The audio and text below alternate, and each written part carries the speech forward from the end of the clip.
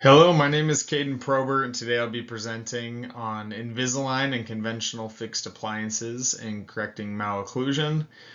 I wanted to give a short acknowledgement out to my colleagues that helped me with this project: Amir Mahari, Jacob Gardner, Gabriel Yusinuth, Benjamin Mennel, Samantha Lee, Sarah Badawi, and Manhung.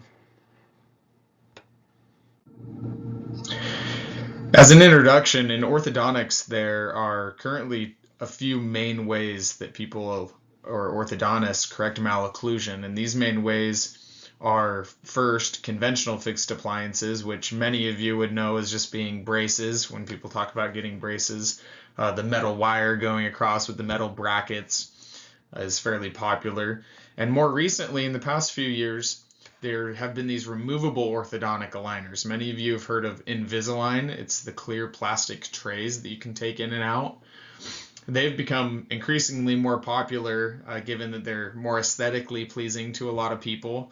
But the purpose of this specific study was to evaluate the effectiveness of Invisalign, or these removable appliances, when comparing them to conventional fixed appliances that have been used for much longer.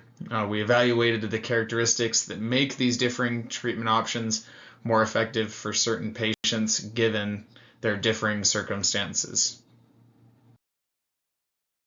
This was a scoping review that we conducted, and it was following the PRISMA guidelines.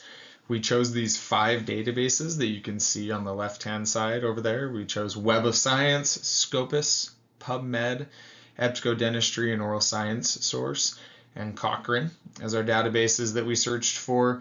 Using the key terms over there, you can see Invisalign, and a few of those words under there of our key terms for our search engine were Invisalign, removable orthodontics, aligner appliances, clear dental, dental braces. And then we had conventional fixed appliances, which can also be orthodontic brackets, fixed orthodontics, permanent retainers, bonded retainers. And we used very specific inclusion and exclusion criteria for this search.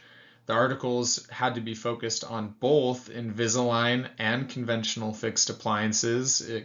They had to include both of those. It couldn't just be one or the other. The publication's only in English, peer-reviewed. Research articles were originally from the last 10 years, and because of the overwhelming amount of them, we narrowed it down to very recent literature within the last 5 years, and they had to be human-based studies. We excluded any of them if they weren't a full text or they were review papers, conference proceedings, and couldn't have any letters for editors.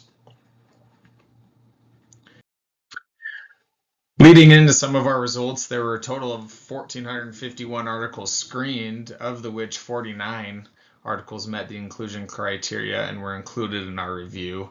Our findings indicated that there were 6 factors that needed to be considered in the selection of Invisalign versus conventional fixed appliances in treating malocclusion. That isn't a comprehensive list, but it is the 6 factors that we narrowed it down to, that most of them fell into. These 6 factors are seen over here on the right-hand side. Movement of dentition.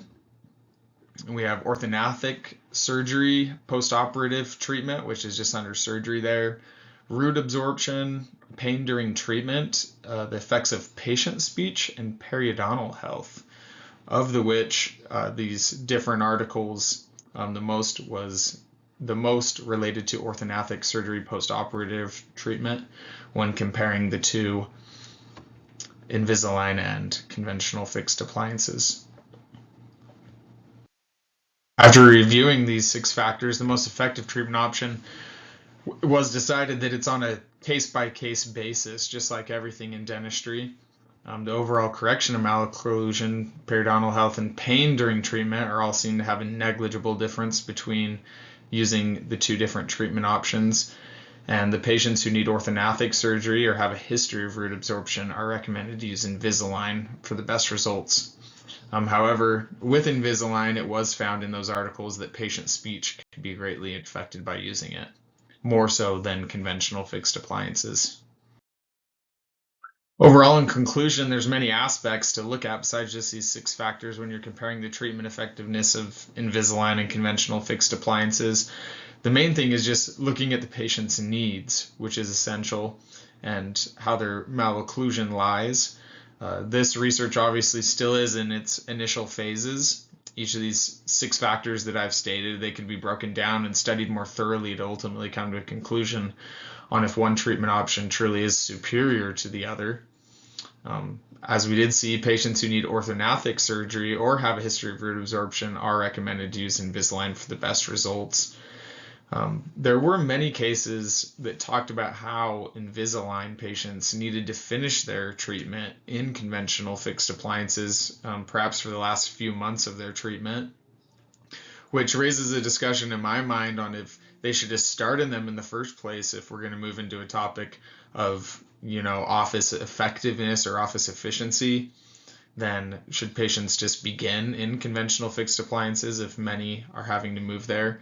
These are the sort of questions that I'll look into in the future as we continue this research and ultimately continue the discussion on which treatment option is superior, Invisalign or conventional fixed appliances.